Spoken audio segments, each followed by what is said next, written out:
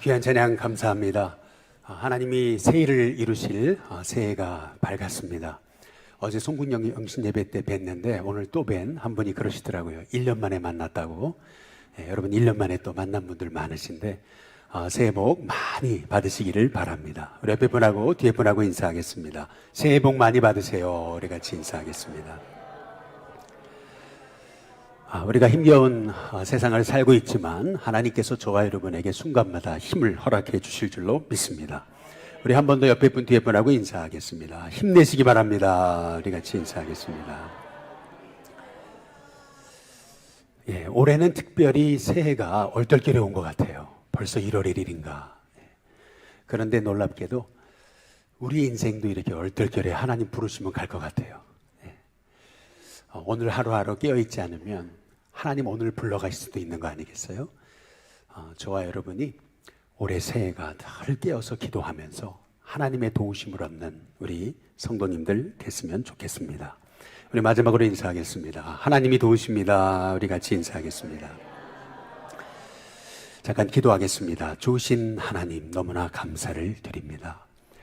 우리가 무엇이간데 우리를 이렇게 사랑하시고 예수님이 십자가에 죽으시기까지 우리의 죄를 용서하셔서 늘 다시 시작하게 하시고 다시 주님 바라보게 하시는 그 놀라운 복음의 은혜로 살게 하시니 감사를 드립니다. 지난 2022년 우리가 때로는 넘어질 때도 많았지만 2023년도에는 예수님만 바라보고 우리의 삶 속에서 놀랍게 새 일을 행하시는 그 하나님을 끊임없이 신뢰하면서 2023년도 우리의 걸음걸음이 하나님이 새 일을 이루시는 귀한 새해가 되기를 간절히 원합니다. 오늘도 그 하나님의 복의 주인공 되기 위해 말씀 앞에 섰습니다. 오늘도 말씀하여 주시고 하나님의 음성으로 채워지게 하시고 또 그 말씀대로 살 수 있는 힘과 은혜를 허락해 주옵소서. 감사하고 예수님의 이름으로 기도드리옵나이다. 아멘. 창세기 3장에 보시면은 하나님이 아담에게 선악과 따먹지 말라 그랬는데 그 선악과를 따먹는 불순종을 범하거든요. 분명히 창세기 2장에서 이거 먹으면 죽는다라고 말씀하셨는데 아담이 하나님 말씀에 불순종해서 사탄의 꾀임에 넘어가서 결국 선악과를 따먹고 말아요. 그때 하나님이 아담에게 하셨던 말씀, 우리 같으면은 네가 어떻게 그럴 수 있냐, 너 그런 사람인지 몰랐다, 네가 이렇게 별 볼 일 없는 인생이냐, 뭐 이런 식으로 하나님께서 서운한 감정을 드러내시고 책망하고 그러실 텐데 하나님은 딱 한마디 하세요. 한마디. 하나님이 주신 아담에게 하신 한마디는 내가 어디 있느냐라는 말씀이었습니다. 내가 어디 있느냐. 여러분, 이 말씀에 실은 우리의 인생의 복이 결정되어 있습니다. 우리가 어디에 있느냐, 실은 어디에 있느냐가 그 인생을 결정하는 겁니다. 우리가 예배드리는 자리에 있으면 예배드리는 거예요. 그러나 원망하는 자리에 있으면 우리는 원망할 수밖에 없어요. 실은 자리가 인생을 만듭니다. 여러분이 어디에 있느냐. 그래서 복 있는 사람은 죄인의 길에 서지 않는 겁니다. 오만한 자리에 앉지 않는 겁니다. 어디에 있느냐. 여러분, 이게 굉장히 중요한 겁니다. 그래서 저는 어떻게 하면 우리 일신교회 성도님들이 이 어려운 시기에 정말 복 있는 인생이 될 수 있을까 기도하다가 1월부터 2월까지, 2월 말까지 복 있는 사람 20일 클럽이라고 하는 캠페인을 시작을 어제부터 했어요. 여러분이 1월부터 2월까지 예를 들어 송구영신 예배 어제 오신 분은 첫 번 오신 거죠. 그래서 여러분께 나누어드린 복 있는 사람 20일 클럽, 거기 포도송이에다가 하나 스티커를 붙이고, 오늘 오셨으니까 2번 붙이고, 오후에 오시면 3번 붙이고, 내일 새벽에 오시면 4번 붙이고, 그렇게 해서 총 21번입니다. 1월부터 2월까지. 이렇게 21번 예배에 참석하신 분들, 그게 언제 끝나든 간에 2월 말 안으로 여러분이 주일이 되시면 그거를 헌금과 함께 봉헌하세요. 그러면은 여러분에게 일신교회 복 있는 사람 20일 클럽 회원이 되시는 그러한 영예를 드리겠습니다. 세상에도 무슨 골프 회원권, 콘도 회원권을 가지면 특별 혜택이 있잖아요. 하나님께서 저와 여러분에게 이 복 있는 사람, 예배의 자리에 있게 하시는 이 은혜 사모하셔서 한번 1월부터 2월까지 이 복 있는 사람 21 클럽 이 회원권 따시기 위해 한번 예배 생활 열심히 한번 해보시기를 주님의 이름으로 축복합니다. 이유가 있어요. 예배의 자리에 있으면 예배자가 되는 거고요. 섬기는 자리에 있으면 섬기는 사람이 되는 거고요. 기도의 자리에 있으면 기도의 사람이 되는 겁니다. 여러분, 우리 인생이 바뀌려면 기도가 바뀌어야 돼요. 기도가 새로워질 때 우리 인생이 뒤바뀌는 역사가 있게 될 줄로 믿습니다. 내 인생이 늘 제자리인 이유, 그것은 뭐냐면 늘 기도가 제자리에 있기 때문에 그렇습니다.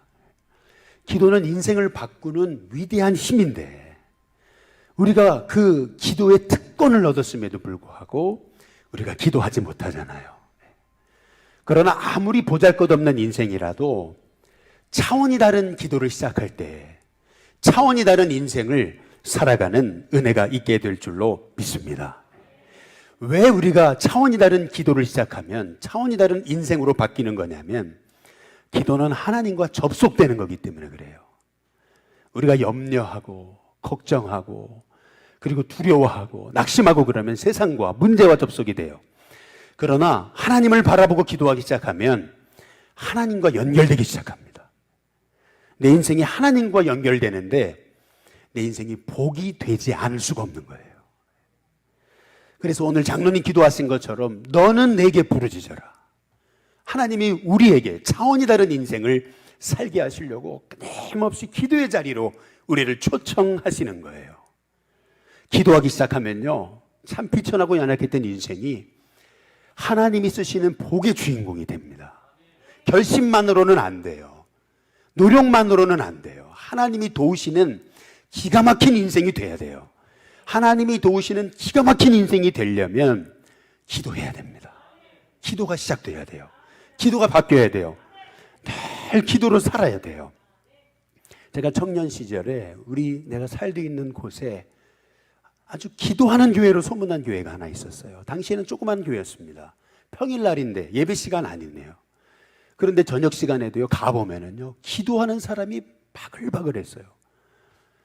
그냥 평일 저녁이에요. 예배가 없어요. 그런데도 성도들이 그 기도실에 와가지고 얼마나 열심히 뜨겁게 기도하든지요. 여러분, 그 교회가요, 지금 어떤 교회가 된지 아십니까? 그 교회가 연세종합교회입니다. 당시에는 조그마한, 별로 주목받지 않은 교회였어요. 근데 지금 생각해 보니까, 이야, 그렇구나. 저는 어렸을 적부터 분명히 보았어요. 누가 뭐라 해도 차원이 다른 기도의 삶을 사는 사람은요, 그 한 사람 때문에 그 가정이 복을 받고 가문이 복을 받습니다.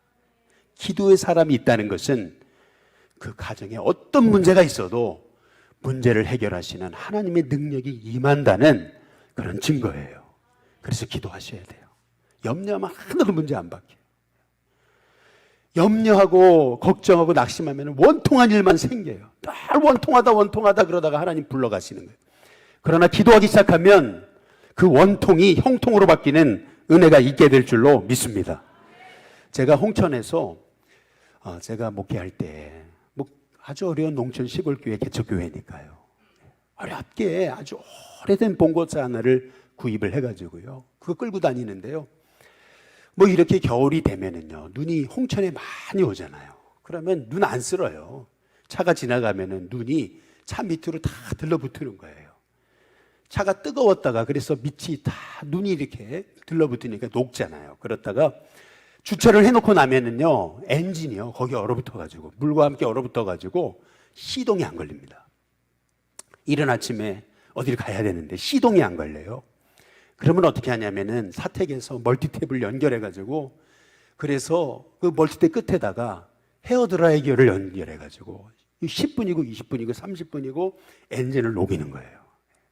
한참 녹이다가 보면은요, 시동을 걸어보면은 푸득푸득 하면서 부릉 하고 시동이 걸리는 거예요. 근데 시동이 걸릴 때 오래된 차다 보니까 꼭 시위하듯이, 나 시동 걸린다 시위하듯이 뒤로 방구를 뽕 끼는 거예요. 하얀 매연을 내면서, 그러면서 차 시동이 걸려요. 한참 시동을 걸어 놓으면은요, 하얀 그 매연은 없어지고 맑은 그런 매연이 나와요. 그러면서 이제 차를 걸고 나가면은, 차를 움직여서 나가면은 어디든 갈 수 있는 거죠. 저는 이게 기도라고 생각해요. 처음부터 여러분, 기도의 문 열리지 않습니다. 아직 워밍업이 안 됐어요. 아직 얼어붙었어요. 내 마음이 굳어버렸어요. 그래서 처음부터 기도의 문은 열리지 않아요. 많은 분들이 기도하는데 기도가 안 된다 그래요. 기도가 안 돼요, 목사님. 이유가 있어요. 워밍업이 안 됐어요. 기도가 안 될 때는요, 찬송을 부르는 거예요. 기도가 안 될 때는요, 성경을 읽는 거예요. 소리내서 읽어나가는 거예요. 그러다 보면은 다 꽂히는 말씀이 있고 꽂히는 찬양이 있는 거예요. 그러다가 마음의 문이 열려요. 그리고 기도하기 시작하면요, 시동이 탁 걸렸을 때 뒤로 흰 매연이 붕 하고 나오듯이 꼭 제 마음에 맺힌 것이 확 풀려지는 거예요. 그러면서 이상하게 마음의 평안이 옵니다. 기가 막혀요. 기도의 깊이에 한번 들어가 본 사람은요, 그 기도 시간을 놓치지 않아요. 한번 기도의 맛을 본 사람은요, 절대 그 기도의 축복을 놓치지 않습니다. 근데 놀랍게도 그 기도로 살아가는 사람 한 사람 때문에 그 가정이 살아나는 거예요. 자녀가 살아나는 거예요. 우리 부모님이 그렇게 어려운데 원망하고 불평하고 낙심하는 게 아니라 기도로 감사하고 기도로 승리하고 기도로 꿈을 꾸는 우리 부모님을 보면은요, 자녀들이 살아나요. 그래서 여러분 기도하셔야 돼요. 기도할 때요, 하나님과 접속되니까 두려움이 사라져요. 담대함이 생기고 평안함이 임합니다. 지혜가 생겨요. 여러분, 그래서 이 새해 첫날에 우리 일신교회 성도님들이 기도의 사람이 되시기를 주님의 이름으로 초청합니다. 여러분, 우리가 왜 기도해야 되는 거냐면요, 오늘 성경에 보니까 세계 역사를 뒤바꾼 거는요, 참 뜻밖에도 볼품없었던 마가다락방에서였어요. 그것도 유력하지도 않은 너무나 연약한 여성들과 제자들이 기도하기 시작할 때 세계 역사가 뒤바뀌는 거예요. 여러분, 염려한다고 삶이 바뀌지 않습니다. 인간의 방법으로 삶이 바뀌지 않아요. 기도하면 하나님이 저와 여러분의 삶에 기가 막힌 하나님의 은혜로 여러분의 삶을 도우실 줄로 믿습니다. 그래서 오늘 이 사도행전 1장에 13절에 보면은 이렇게 얘기해요. 들어가. 그들이 유하는 다락방으로 올라가니, 이렇게 얘기하고 있어요. 들어가가지고 올라갔다고 한번 생각해 보세요. 성경이 이거를 강조하고 있어요. 당시에 예루살렘 성전이 있었어요. 예루살렘 성전의 길이가 180m예요. 폭이 120m입니다. 어마어마한 성전이었어요. 근데 그 성전에서는 아무 일도 일어나지 않았어요. AD 70년 성전은 무너졌어요. 그런데 놀랍게도 아무도 주목하지 않았던, 들어가가지고 올라가야 되는 그 다락방에 있었던 제자들의 기도가 세상을 바꾼 거예요. 거기에서 기도하던 사람이 어떤 사람들이에요? 사도행전 1장 14절에 보니까 여자들과 그랬어요. 예수의 어머니 마리아와 예수의 아우들이라 그랬어요. 십자가에 못 박힌 그 예수님의 어머니, 그 예수님의 형제들, 그리고 여자들, 너무나 볼품없었던, 유력한 자가 없었어요. 고난의 한복판에 있었던 사람들이에요. 의지할 곳이 없었어요. 기도하지 않으면 살 수 없었던 사람들이에요. 그러나 기도하지 않으면 살 수 없었기 때문에 기도하기 시작할 때 하나님께서 그들을 통해 세계 역사를 바꿨어요. 뿐만 아니라 사도행전 1장 15절에 보니까 모인 무리의 수가 약 120명이나 되더라 그랬습니다. 여기 성경에서 우리가 오해하지 말아야 될 게 있습니다. 120명이 나 이렇게 돼 있는데, 이 나라고 하는 여러분 조사는 실은 원어 성경에 나오지 않아요. 원어 성경은 이렇게 표현되어 있지 않아요. 원어 성경은 약 120명쯤 되더라 이렇게 되어 있습니다. 꼭 120명이나 된다 이러니까 굉장히 많은 것처럼 보이죠. AD 70년에 예루살렘 성전이 망할 때 요세푸스라고 하는 역사가는 이런 얘기를 했습니다. 당시 예루살렘에서 죽은 유대인이 110만 명, 그리고 포로로 끌려간 사람들이 10만 명, 합이 120만 명, 바로 예루살렘에 있었다고 얘기를 합니다.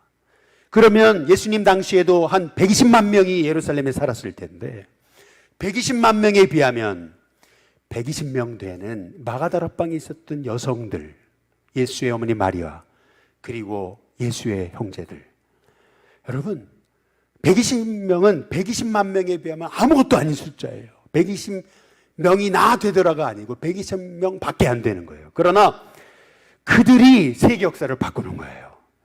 그들이 했겠어요? 아니에요. 그들이 한 게 아니에요. 하나님이 하신 거예요. 어떻게 하신 거예요? 기도로 하나님이 그들의 삶 속에 역사하신 겁니다. 여러분이 하면 여러분 수준밖에 안 돼요. 윤동규 목사가 일신교회를 이끌어가면 일신교회는 윤동규 목사 수준밖에 안 되는 거예요. 그러나 기도하기 시작하면 우리 일신교회가 하나님 수준으로 올라가는 거예요. 그래서 기도해야 되는 거예요. 여러분이 늘 자녀들에게 여러분 생각을 가지고 이래라 저래라 그러면 여러분 수준밖에 안 돼요, 자녀는. 그러나 여러분이 기도하기 시작하면 여러분의 자녀는 하나님 수준으로 올라갑니다. 꿈을 꿉니다, 아이들이. 시대를 바꿉니다. 그러니까 요셉을 하나님께서 야곱의 가문에서 빼가셔가지고 애굽에 보내셔가지고 하나님 수준으로 만들려고 거기서 고난도 겪게 하시고 거기서 그 감옥에도 들어가게 하시는 거죠. 야곱 밑에 있었으면 요셉은 야곱 수준밖에 안 되는 거죠. 그래서 하나님이 요셉을 빼내가지고 애굽에 보내서 가진 고난 겪게 하시고 하나님 수준으로 만들어 놓으시는 거예요.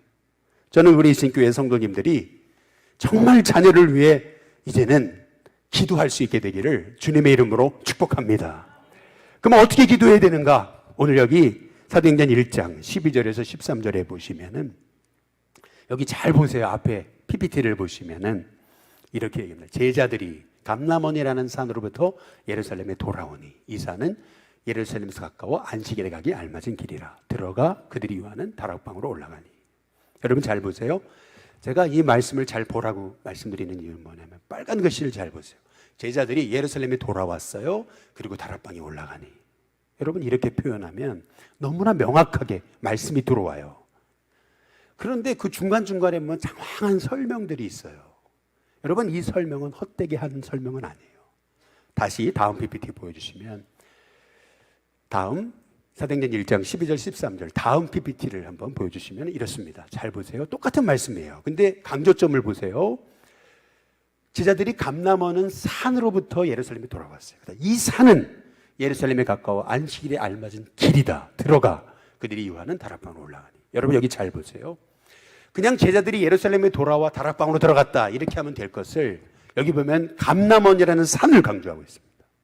그래서 이 산은 어떤 곳인가? 예루살렘에서 가까워 안식일에 가기 알맞은 길이다 이렇게 얘기하고 있습니다. 거기서 들어가 그들이 요하는 다락방에 올라갔다라고 얘기하는데요. 여러분 말씀을 잘 보시면 오늘 말씀에 강조점은 어디 있는 거냐면 그 산, 감람원이라는 산 여기에 강조점이 있습니다. 이것이 의미하는 것은 뭐냐면은 제자들이 어떻게 기도했냐는 거예요. 어떻게 기도했냐. 얼마 전에 대종상 시상식을 하는데 한 나무조연상을 탄 아주 유명한 우리 한국 영화 배우가 있죠. 이분이요, 그 수상 소감을 하는데 이런 얘기를 하더라고요. 기가 막힌 얘기를 하더라고요. 이분이 뭐라 그랬냐면 북한산에게 감사한대요. 또 이분이 그런 얘기합니다. 남산도서관에 수없이 왔는데 남산도서관에 감사하다. 여러분 이게 무슨 말이에요? 무명 시절에요. 수없이 북한산을 올랐다는 거예요. 무명 시절에 수없이 북한산을 오르면서 다짐했다는 거죠. 그래서 북한산이 너무 고맙다는 거예요. 내 무명 시절에 끊임없이 누가 알아주지 않아도 북한산을 오르면서 꿈을 꿨던 그 다짐했던 그래서 북한산이 고맙다. 여러분 이게 말이 무슨 말입니까? 제자들도 마찬가지예요. 예수님이 감람산에서 승천하셨어요. 감람산에서 승천하시면서 예수님이 성령을 기다리라 그랬어요. 성령 받으면 권능 받고 땅끝까지 이르는 증인이 된다 그랬어요. 그 제자들은 감람산을 오르면서 성령 받기 위해 주님의 뜻을 품기 위해 증인되기 위해 그들은 기도한 거예요. 뿐만 아니라 감람산을 오르다 보면은요, 여러분 예루살렘 가보신 분들은 잘 아실 겁니다. 감람산을 오르다 보면 반드시 거쳐야 되는 곳이 있습니다. 그곳이 어디냐면 겟세마네 동산입니다. 감람산에 그 겟세마네 동산이 있어요. 그 말의 의미는 뭡니까? 제자들은 감람산을 오르면서 예수님의 기도를 생각했다는 거예요. 우리도 예수님처럼 기도하리라. 예수님의 기도를 생각한 거예요. 그 예수님의 기도가 뭡니까? 누가복음 22장 42절이에요. 우리 다 함께 같이 한번 읽어보겠습니다. 함께 있습니다. 시작. 내 원대로 마옵시고 아버지의 원대로 되기를 원하나이다. 제자들의 기도가 바뀌었어요. 전에는 나 잘 되게 해달라고, 나 유명해지게 해달라고, 나 높은 자리에 앉게 해달라고 기도했던 제자들이 예수님을 생각하면서 감람산을 오르면서 그리고 겟세마네 동산을 지나가면서 나의 원이 아니고 아버지 원대로. 여러분, 이것이 의미하는 게 뭡니까? 제자들의 기도가 바뀌었어요. 제자들은요, 이제 내 뜻을 굴복시키고 하나님의 뜻으로 내 인생을 채우겠습니다. 기도하기 시작한 거예요. 하나님의 뜻이 제 뜻입니다. 하나님의 뜻에 생명 걸겠습니다. 여러분, 그렇게 기도하기 시작할 때 하나님이 그 연약했던 120명의 제자들을 세계 역사를 바꾸는 위대한 증인으로 바꾸신 거예요. 여러분, 왜 기도하십니까? 단지 내 소망이 이루어지려고 기도하십니까? 아니에요. 그리스도인은 내 뜻을 굴복시키고 하나님의 뜻을 내게 채우려고 기도하는 사람이 그리스도인이에요. 성경에 보면은 두 인물이 있습니다. 아주 대표적인 인물이면 이게 인생이에요, 사실은. 사울 왕이라는 인물이 있고 다윗 왕이라는 인물이 있는 거예요. 사울 왕은요, 처음에 겸손했어요. 그렇게 진실했어요. 하나님 뜻에 순종했어요. 그러나 왕이 되고 잘 되니까 교만해졌어요. 하나님의 뜻을 버렸어요.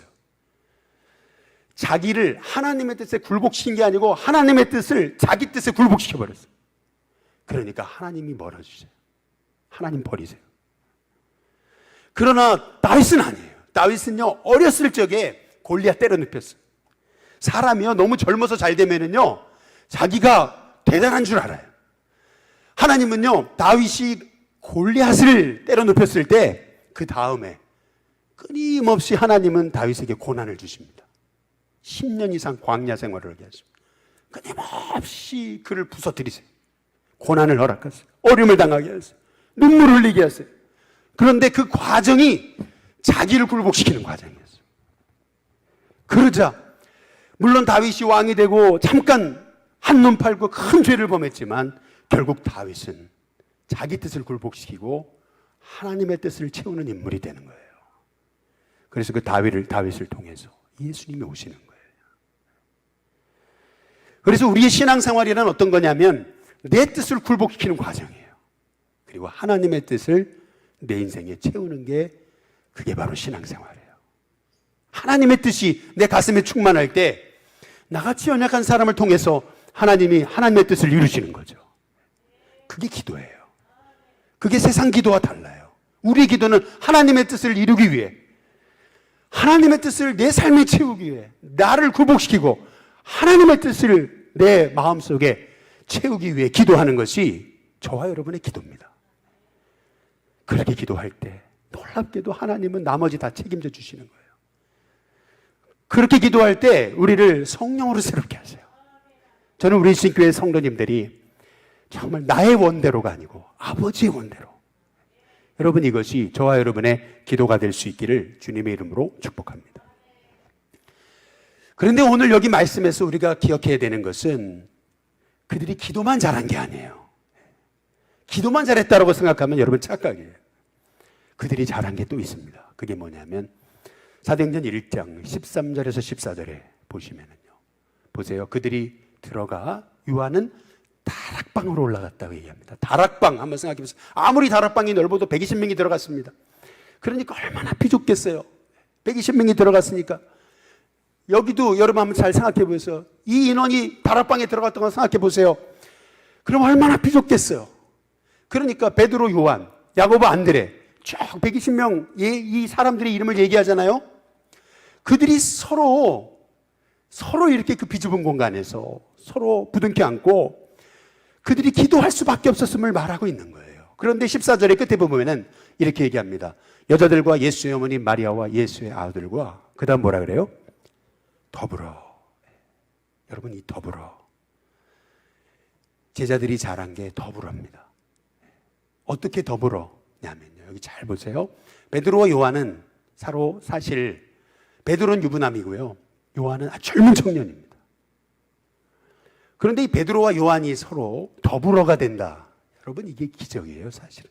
다시 PPT 보여주시면은요, 요한과 야고보도요, 뭔가 짝이 안 맞아요. 왜냐하면 요한은 순교하지 않고 끝까지 살아서 결국 요한계시록, 요한복음, 요한 1, 2, 3서를 기록하며 하나님의 뜻을 전하는 사도로 쓰임받잖아요. 근데 반면에 야고보는 초대교회 최초의 순교자가 됐어요. 또한 마태는 소위 매국노라고 불렸던 세리였습니다. 그런데 셀롯인 시몬은 어떤 사람이에요? 열심당이에요. 당시 매국노들, 저 세리 같은 사람들을 몰래 칼을 가슴에 꽂고 다니다가 그들을 찔러 죽였던 사람들이 열심당입니다. 여러분, 이들은 여기 지금 다락방에 모여든 사람들 몇면을 살펴보면은 그들이 더불어가 안 되는 사람들이에요. 그런데 그들은 더불어 마음을 같이 해서 오로지 기도하기에 힘썼습니다. 저는 우리 신교회 2022년도는 더불어의 축복이 있게 되기를 주님의 이름으로 축복합니다. 독불장군은 없습니다. 독불장군은 세상의 짐이 될 뿐입니다. 더불어가 돼야 돼요. 같이 더불어가지고 베드로와 요한 같은 사람이 서로 더불어가 되고, 또 마테와 셀롯인 시몬 같은 사람이 더불어가 되고, 더불어가 될 수 없는데 더불어가 되는 거, 여러분, 그것이 성령의 역사입니다. 결국 사람이 능력 있어 쓰임받는 게 아니고요, 더불어를 잘해서 쓰임받는 겁니다.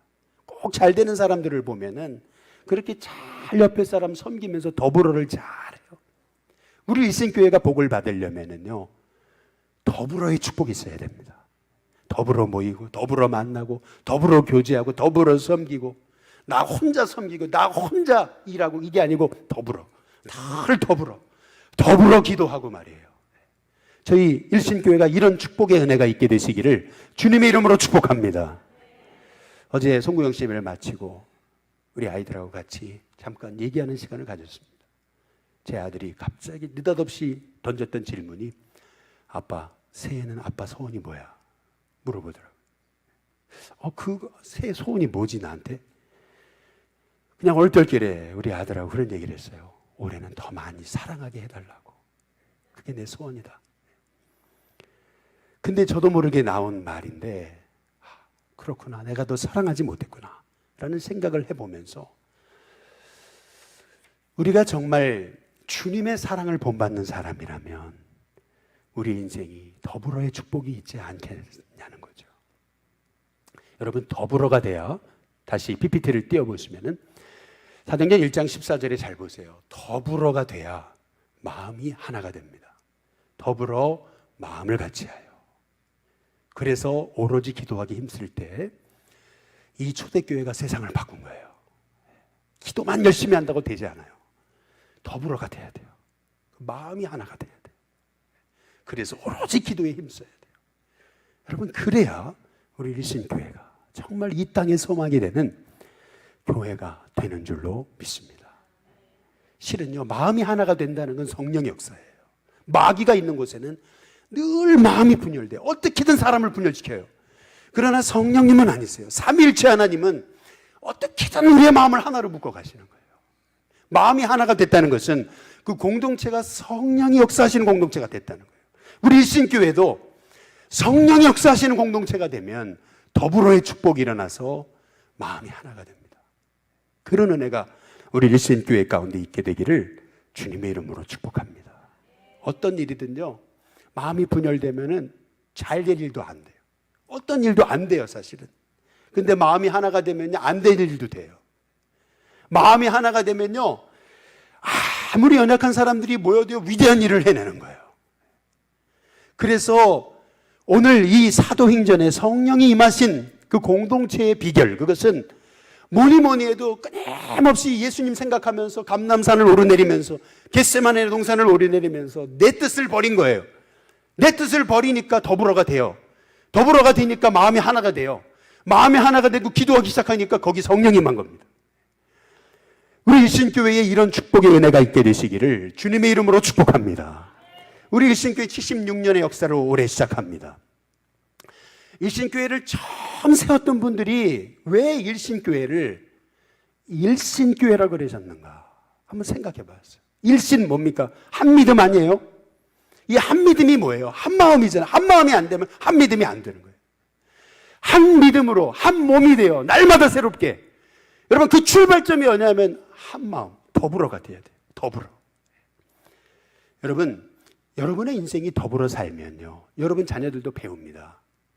사실은요, 어느 세상이든 더불어가 안 되는 사람은요, 더 크게 올라가지 못해요. 더불어가 돼야 돼요, 사람은. 이 더불어는요, 하나님 주신 축복이에요. 우리 일신교회가 올해는 더불어가 되는 은혜가 있게 되기를 주님의 이름으로 축복합니다. 더불어 마음을 같이 해서 오로지 기도하기를 힘쓰는 일신교회 말이죠. 알렉산더가요, 한 번은 자기 부하들의 막사 시찰을 하는데 한 막사 안에서 그 부하들이 말이죠, 이 고문관 알렉산더 그러면 자기 이름이 자꾸 들리는 거예요. 근데 보니까 이 알렉산더라는 부하가 고문관이 있었나 봐요. 그러니까 그 알렉산더 이름을 조롱하면서 이 고문관 알렉산더야. 가만히 들어보니까 자기 이름과 똑같은 부하 하나가 고문관인 걸 알게 된 거죠. 화가 치밀어가지고 막산을 확 들어가가지고 알렉산더가 그 고문관 알렉산더한테 얘기했대요. 삶을 바꾸든지 이름을 바꾸든지. 우리 교회 일신교회 되려면 삶을 바꿔야 돼요. 아니면 이름 바꾸세요. 하나님이 우리 일신교회에 하나님의 복을 주시기 위해 이 아름다운 이름을 주셨어요. 그렇다면 우리는 기도해야 돼요. 하나님, 우리 일신교회가 더불어의 축복이 있게 해달라고. 우리 일신교회가 마음이 하나 되게 해달라고. 일 잘하는 것보다, 교회 부흥하는 것보다, 열심히 섬기는 것보다 중요한 것은 마음이 하나가 되는 거예요. 마음이 하나가 돼야 성령이 역사하시는 거예요. 마음이 나눠져 마귀가 역사하는 거예요. 그래서 성령이 역사하시도록 우리는 더불어 마음을 같이 해서 기도하는 하나님의 종들이 돼야 될 줄로 믿습니다. 오늘 사도행전 1장 14절 다시 한번 PPT를 띄워보시면 더불어 마음을 같이 해서 오로지 기도에 힘썼다 그랬습니다. 한번 따라해 보겠습니다. 오로지 기도. 다시요. 오로지 기도. 여러분 잘 생각해 보세요. 오로지 기도도 강력한 단어예요. 그런데 오로지 기도에 힘썼다 그럽니다. 이것이 의미하는 것은 뭐냐면요, 이 말의 헬라어 단어는 프로스카르테레오라는 말입니다. 이 말의 의미는 뭐냐면 로마는 엄청난 항해술이 대단했던 나라입니다. 아무리 항해술이 대단해도 폭풍이 밀면요, 그 배는 침몰했어요. 로마의 선원들은요, 폭풍이 이를 때 폭풍이 막 배를 막 집어삼킬 듯 막 흔들어 버리니까 거기에 떨어지지 않으려고요, 기둥에다 자기 몸을 묶었어요. 여러분, 이게 프로스카르테레오입니다. 우리 인생에 풍랑이 밀려올 때 기도에 나를 묶어버려야 돼. 딱 기도에 묶어야 돼. 기도에 묶어놔야 딴 데로 가지 않아요. 여러분, 이게 오로지 기도에 힘썼다라고 하는 말의 의미입니다. 여러분, 이제 2023년도 기도에 여러분 묶어버리세요. 기도에 묶으세요, 나를. 다른 이상한 마음들이 틈타지 않도록, 자꾸 이상한 마음으로 내가 염려에 사로잡히지 않도록, 부질없는 생각하다가 그냥 인상 쓰고 살지 않도록 여러분 묶어버리세요. 기도에 나를 묶어요. 기도의 시간을 정해요. 그리고 속해서 선교에서 자꾸 기도하세요. 그리고 자꾸 기도하는 모임을 만드세요. 기도의 동력자를 찾으세요. 제가 대학 시절에 너무 감사한 게 있어요. 그렇게 참 대학 시절 어렵고 방황하던 시기에 기도하는 친구를 만난 거예요. 그 기도하는 친구와 함께 그렇게 신학생 내내 기도했어요. 여러분, 기도하는 사람을 만난다는 게 복이에요. 기도하는 사람을 만나야 돼요. 여러분의 가정에 여러분의 자녀들이 기도하는 사람을 만나는 은혜가 있기를 주님의 이름으로 축복합니다. 그래서 기도하는 며느리, 기도하는 아내, 기도하는 사람이 들어오면 그 가정은 살아나요. 그 사람이 복의 통로예요. 기도하는 아버지가 있으면 자녀들은 다 기도해요. 특히 아버지가요, 기도하기 시작하면요, 자녀들 다 본받아요. 영향력이 대단해요. 저는 우리 신교회 성도님들이 2023년도 정말 기도할 수 있는, 오로지 기도에 힘썼다, 나를 기도에 묶어버리는 그런 은혜가 있게 되시기를 주님의 이름으로 축복합니다. 기도하겠습니다.